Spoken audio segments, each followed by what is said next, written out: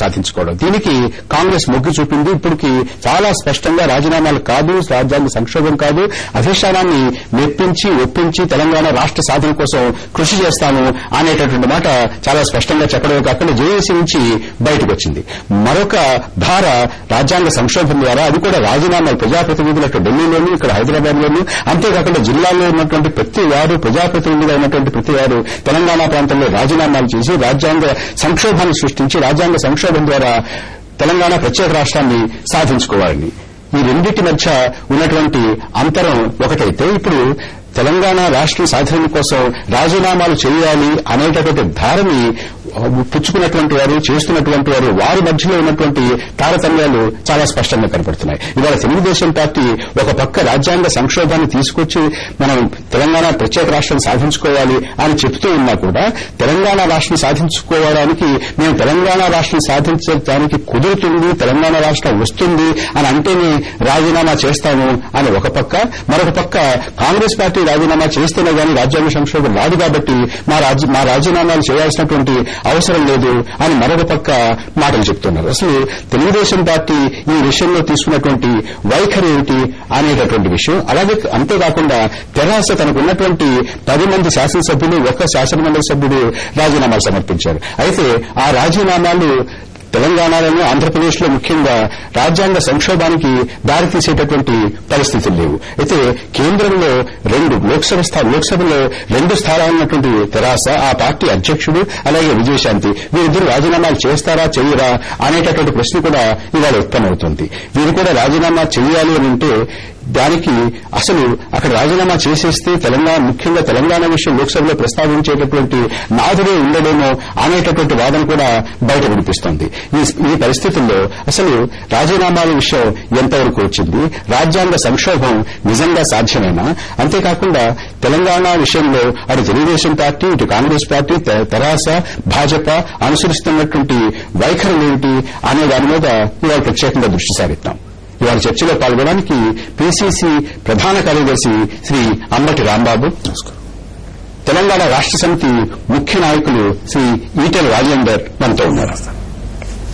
రాజేందర్ గారు, రాజీనామాల పర్వం, రాజీనామాల ద్వారా రాజ్యాంగ సంక్షోభం ద్వారా తెలంగాణ రాష్ట్ర సాధన, ఈ వ్యూహం నిజంగా ఫలించిందా? తెలంగాణ రాష్ట్ర సమితి ఎప్పుడు కూడా రాజీనామాల ద్వారా రాజ్యాంగ సంక్షోభం ఏర్పడుతున్న భావంతో రాలే. తెలంగాణ రాష్ట్ర సమితి భావించింది ఏంటంటే 9వ తారీఖు నాటికి ప్రకటించిన తర్వాత 10వ తారీఖు నుంచి రాజీనామాల పర్వం మొదలైంది. మొత్తం కోస్తా ప్రాంతంలో, రాయలసీమ ప్రాంతంలో పార్టీలకు అతీతంగా, జెండాలకు అతీతంగా అధిష్టాన ఆదేశాల విరుద్ధంగా జరిగినప్పుడు ఇక్కడ తెలంగాణ ప్రజానికంలో ఒక ఆలోచన వచ్చింది. అసలు మనం ఇంత కష్టపడి తెచ్చుకున్న ఫలితాన్ని రాజీనామాల అస్త్రాలను ప్రయోగించి లాక్కపోతున్నప్పుడు మన ప్రాంతంలో మన ఓట్లతో గెలిచినటువంటి మన నాయకులకి ఆ షో ఎందుకు రాదంటుంది ఒక చర్చానీయాంశం.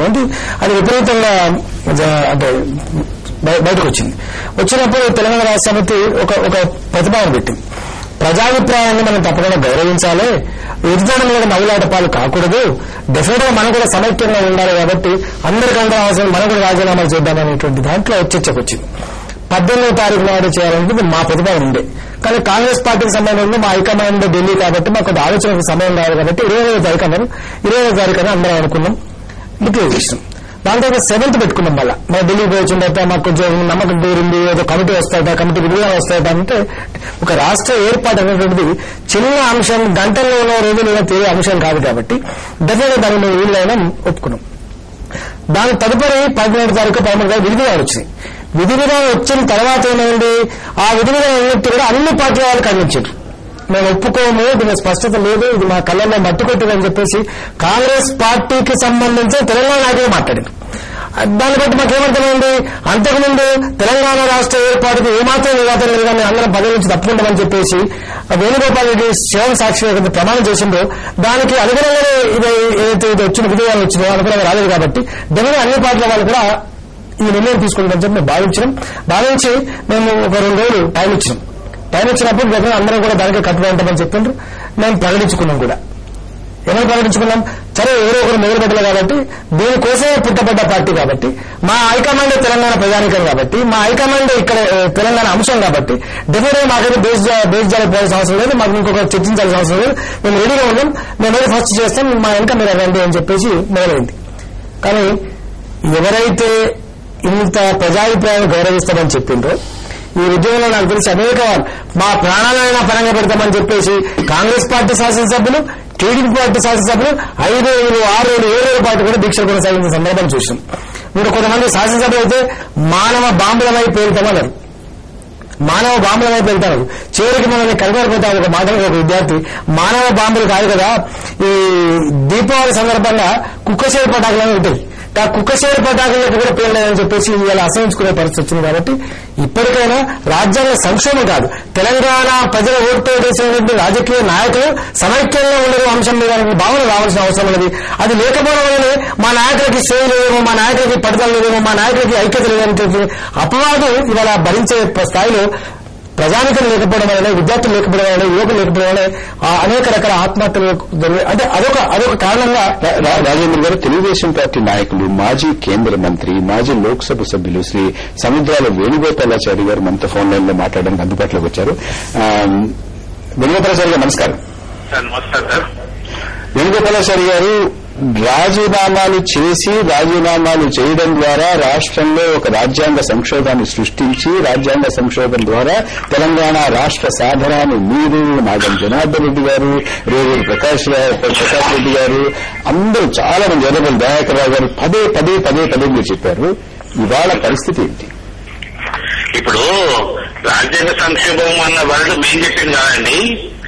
కోదండరామ్ గారు డైరెక్ట్ గా ఎన్టీఆర్ ట్రస్ట్ ఆఫీస్ కి వచ్చేసి జేఏసీ ఫామ్ చేసిన తర్వాత కేసీఆర్ గారు, జనారెడ్డి గారు కోదండరామ్ కన్వీనర్ అయిన తర్వాత మేము 3 రోజులు లేట్ గా చేరినాం జేఏసీలో. వచ్చి డైరెక్ట్ గా ఇట్లా మనం ఒత్తిడి తీసుకురావాలి, కేంద్రంలో ఒత్తిడి తీసుకురావాలి, రాష్ట్రంలో ఒత్తిడి తీసుకురావాలి, 3 ఆప్షన్స్ అని చెప్పారు. ఒకటేమో మూమెంట్ ఏమో విద్యావతులు లేకుండా శాంతియుతంగా జరపాలి ఒకటి. 2 రాజీనామాలని తెలంగాణకు సంబంధించిన ఎమ్మెల్యేలు, ఎంపీలు అందరూ రాజీనామాలు చేసేసి రాష్ట్ర సంక్షోభం ప్రక్రియ చేపడితే కేంద్ర ప్రభుత్వం త్వరగా దిగి వస్తుంది ఒకటి. 3 విద్యార్థులపై కేసులు రద్దు చేద్దాంటే అందరం కలిసి పోరాడదామని ఒకటి. పార్టీలు ఎవరిలో కొన్ని విమర్శించుకోవద్దని ఒకటి. ఈ 4 అంశాల మీద జేఏసీల జైనైనాకి ఇందాక రాజేంద్ర గారు మిత్రులు చెప్పినట్టు రాజీనామాలు అయితే మనకు రాజీనామాలు చేస్తే బాగుంటుందంటే 2 సార్లు కాంగ్రెస్ పార్టీ వాళ్ళు కూడా ఒకటి కృష్ణ కమిటీ వస్తుంది, కృష్ణ కమిటీ విధి విధానాలు బాగా కూడా చేద్దామని చెప్పేసి ఈ సమ్మక్క సారక్క జాతర ఉన్నాయి అయిన తర్వాత పెట్టుకుందామని చెప్పేసి ఈ 18 తారీఖు నాడు ఏదైతే కేసీఆర్ ప్రపోజ్ చేశారో దానికి అందరు జేఏసీలు ఒప్పుకోవడం జరిగిందో 18 నుండి 28 నుండి మళ్ళీ 7th వరకు పోస్ట్ పోన్ కావడం జరిగింది. రాజ్యాంగ సంక్షోభం మీరు తెలంగాణకు సంబంధించిన తెలుగుదేశం పార్టీ ఎమ్మెల్యే పెట్టింది కాదు, స్వయంగా కోదండరామ్ గారు పత్రికాపగా ఇచ్చారు, ఈవెన్ కేసీఆర్ గారు ఇచ్చారు, గారు ఇచ్చారు. అందరూ కూడా రాజ్యాంగ సంక్షోభం అంటే ఏంటంటే ఇది కేంద్రాన్ని పడగొట్టడమో రాష్ట్ర పడగొట్టడమో కాదు. తెలంగాణకు సంబంధించి 119 ఎమ్మెల్యేలు, ఎమ్మెల్సీ తర్వాత ఎంపీలు 15 మంది ఎంపీల మీద యూపీ ప్రభుత్వం ఆధారపడదు కనుక కనీసం ఎవరి జెండా వాళ్ళు పక్కకు పెట్టి తెలంగాణ జెండా పట్టుకొని చేస్తేనే బాగుంటుంది అన్న ఆలోచనతో ఆ రోజున ఒప్పుకోవడం జరిగింది. కనుకనే ఇప్పుడు 53 మంది కాంగ్రెస్ పార్టీ ఎమ్మెల్యేలు రాజీనామా చేస్తారని మేము విశ్వసిస్తలేదు. కనీసం 30-35 మంది రాజీనామా చేస్తే ఇప్పుడు టీఆర్ఎస్ 10 మంది, తెలంగాణ ఉద్యమం కోసం పుట్టిన పార్టీ 10 మంది చేశారు, అలాగే బీజేపీ ఒకటి, టీడీపీ ఒకటి 14 మంది చేశారు. తర్వాత మేము ఒక 35 మంది, వాళ్ళకు 30 మంది చేస్తే కనీసం నంబరింగ్ ఉంటుంది. 70-80 మంది ఉంటే ఆటోమేటిక్ గా పార్లమెంట్ లో సెషన్ నడుస్తుంది, ఒత్తిడి పెరుగుతుంది అన్న ఉద్దేశంతో మీ మాట అర్థం కావాలి. ఇక్కడ వెంకటప్రసాద్ దయచేసి ఒక్క నిమిషం, మీరు ఏమంటున్నారు? మేము రాజీనామాలు చేస్తే తెలంగాణ వస్తుందంటే చేస్తామంటున్నారు, రాజీనామాలు చేస్తే మిగతా వాళ్ళందరూ కూడా చేస్తే మేము కూడా చేస్తాము, అప్పుడు కానీ అంతో దాని ప్రభావం ఉండదంటున్నారు. కానీ తెరాస అలా అనలేదే. తెరాస ఏముంది, మేము రాజీనామా చేయదలుచుకున్నాం, మేము రాజీనామా చేశాం, మీరు కూడా చేయండి అడుగుతున్నారు. మీరు తెలంగాణ ప్రజాప్రతినిధిగా ఎన్నికైన తర్వాత మీకు ఆ బాధ్యత ఉంది అని మీరు మొట్టమొదటి మీరు కూడా పదే చెప్పారు. కోదండరామ్ గారు మీరు చెప్పినటువంటి మాట వాస్తవమే, కానీ మీరు కూడా పదే దాన్ని తిరిగి జనంలో చెప్పారు. రాజ్యాంగ సంక్షోభం ద్వారా మనం తెలంగాణ రాష్ట్ర సాధన చేసుకోవాలని. అంటే తెలంగాణ తెలంగాణ తెలుగుదేశం పార్టీకి చెందినటువంటి తెలంగాణ ప్రజా ప్రతినిధులలో అభిప్రాయ భేదాలున్నాయా? తెలంగాణ సంబంధించిన ఎమ్మెల్యేలు అభిప్రాయ భేదాలు లేవు. 39 మందిలో 35 రాజీనామా యాక్సెప్ట్ అయింది. 35 మందిని రాజీనామాలు చేసి ఒరిజినల్స్ అన్ని నాగర్ జనార్దన్ గారు పెట్టాము. Assembly code of conduct business ప్రకారంగా ఏకవాక్య తీర్మానంలో అన్ని కూడా పెట్టాము. కోదండరాం గారి ప్రజలు పంపించేసి కూడా చెప్పారు. కోదండరాం గారు మీరు కనీసం జేఏసీ కన్వీనర్ గా అందరం కలిసి తీసుకున్నాయి కనుక మీరు 30 కాంగ్రెస్ పార్టీ ఎమ్మెల్యేలను మీరు అడగండి. అందరం కలిసి మీరు ఆఫీస్ నుండి స్పీకర్ దగ్గరికి వెళ్లి రాజీనామా చేశారని ఆమోదింపజేసుకున్నాం. మేము సిద్ధంగా ఉన్నామని ఆలోచించాము. ఇక్కడ పిసిసి రాష్ట్ర ప్రధాన కార్యదర్శి అంబటి రాంబాబు గారు కూడా ఉన్నారు. ఒక మాట చెప్పాలి, కాంగ్రెస్ పార్టీ ఏవి మొహమాటం లేకుండా మేము కొన్నాళ్ళు వేచి చూస్తాము. తెలంగాణకు అన్యాయం జరిగితే తర్వాత ఎప్పుడైనా మా కార్యాచరణ ఏంటో ప్రణాళిక ఏంటో ప్రకటిస్తామని జనారెడ్డి గారు చెప్పారు. ఇప్పుడైతే రాజీనామాలు లేవు. మేము జేఏసీతో కూడా మేము తెగదెంపులు చేసుకున్నామని చాలా స్పష్టంగా నిర్మోహమాటంగా వారు చెప్తున్నారు. ఆ మాట మీరు అటుగానే ఇటుగా ఎందుకు చెప్పలేకపోతారు? రాంబాబు గారు మీతో మాట్లాడతారు. రాంబాబు గారు. వేణుగోపాల్ గారు వాస్తవానికి ఏంటంటే ఇప్పుడైతే శ్రీకృష్ణ కమిషన్ ని కేంద్ర ప్రభుత్వం ఇప్పుడైతే నియమించిందో ఆ విధి విధానాలు కానీ శ్రీకృష్ణ కమిషన్ కానీ మా పార్టీ ఆహ్వానించడం జరిగింది. శ్రీకృష్ణ కమిషన్ రిపోర్టే ఈ సమస్యకు పరిష్కారం ఇస్తుంది అని మేము నమ్ముతున్నాం కాబట్టి మేము రాజీనామాలకు వెళ్ళలేదు. మీరు ఇటు తెలంగాణలో ఉన్నవారు కానివ్వండి, అటు ఆంధ్ర రాయలసీమలో ఉన్నవారు కానివ్వండి ఏమన్నారంటే అసలు ఈ విధి విధానాలు బాగోలేదు, శ్రీకృష్ణ కమిటీ బాగోలేదు అన్నారు. రాజీనామాలేమో కోదండరాం గారికి మీరు ఇచ్చిన రాజీనామాలు ఫోటోస్టాట్ కాపీలు. మీకు నేను అంటాను, మీకు చిత్తశుద్ధి లేదు, తెలంగాణ పట్ల లేదు, అలాగే సమైక్యతావాదం పట్ల అక్కడున్న వారికి కూడా లేదు. మీకు కావాల్సిన ఏంటంటే ఒక రాజకీయ సంక్షోభం, ఒక రాజకీయ గందరగోళం, కొట్టుకోవడం, తిట్టుకోవడం, అంత కాంగ్రెస్ మీద బురదలాలనే ఉద్దేశం తప్ప మీకెక్కడా ఏ క్షణంలో కూడా చిత్తశుద్ధి స్పష్టంగా ఎక్కడా కనబడడం లేదు. అంతా మాయ చేస్తున్నారనే అభిప్రాయం ప్రజల్లో ఉంది. నేను కూడా ఆరోపిస్తున్నాను. ఇది మీరు చిత్తశుద్ధి లేని వ్యవహారం. మీరు రాజీనామాలు చేయరు, మీరు ఫైట్ చేయరు. కాకపోతే తెలంగాణలో వస్తుంది అనుకుంటే ఆ పేరంతా టీఆర్ఎస్ వస్తుందో లేకపోతే కాంగ్రెస్ మీరు వెళ్ళారు తప్ప ఎక్కడో మీకు చిత్తశుద్ధి కనపడలేదు. నిజంగా చిత్తశుద్ధి ఉంటే కాంగ్రెస్ రాజీనామా చేద్దంటే టీఆర్ఎస్ చేశారు కదా, మీరు కూడా చేయాలి కదా. కమిటీనేమో మీరు ఆహ్వానించరు, రాజీనామాలు చేయరు. ఏం చేస్తారు మీరు? తెలంగాణ కోసం చిత్తశుద్ధిగా ఫైట్ చేస్తా ఉంటారు. ఎలా కుదురుతుందని నేను అడుగుతా ఉన్నా. రాంబాబు గారు, ఒకటి మీరు గమనించాలి, 53 సంవత్సరాల్లో కాంగ్రెస్ పార్టీ ఎన్నిసార్లు తెలంగాణ ఇస్తే మోసం చేసింది అని మీకు చెప్పాలని కాదు. ఒకటి చంద్రబాబు నాయుడు గారు బీజేపీ ఉన్నప్పుడు మోసం జరిగిందా అనే అంశాల పేరుకి మనం వెళితే చాలా విషయాలు మాట్లాడతాం. ఏంటంటే ఈ రాజీనామాల పర్వంలో మీకు చిత్తశుద్ధి లేని వ్యవహారంగా నడుస్తున్నారనేది వాస్తవం. తర్వాత చెప్పండి సార్. మీ పార్టీ కానీ మా పార్టీ కానీ వర్టికల్ గా చీలిపోయిన ఈరోజు సీమాంధ్ర ఎమ్మెల్యేలు సీమాంధ్రకి అంటున్నారు, తెలంగాణ ఎమ్మెల్యే తెలంగాణకు అంటున్నారు. సీమాంధ్రలో తెలంగాణలో కమిటీలు కాంగ్రెస్ పార్టీ శాసనసభ్యులు అందరూ కూడా నిషేధించిన వాళ్ళు కూడా మీరు యాక్సెప్ట్ చేస్తారు. జరిగే ఉప ఎన్నికల ద్వారా లాభం ఉంటుందా నష్టం ఉంటుందా మనం ఆలోచిస్తారు. ఒకటి. 2, కృష్ణ కమిషన్ డిసెంబర్ 31వ తారీఖు వస్తుంది. 2 నెలల్లో ఉప ఎన్నికలు జరుగుతాయి. ఉప ఎన్నికల తర్వాత మళ్ళీ ఎమ్మెల్యేలు తెలంగాణ తరఫున గెలిపిస్తారు. ఓటమి మాకు గెలుపు ఇబ్బంది లేదంటే ఒక్కొక్కరు 3 సార్లు 4 సార్లు గెలిచాము, మంత్రులుగా పనిచేస్తాము, ఇబ్బంది లేదు. కాకపోతే వాటితో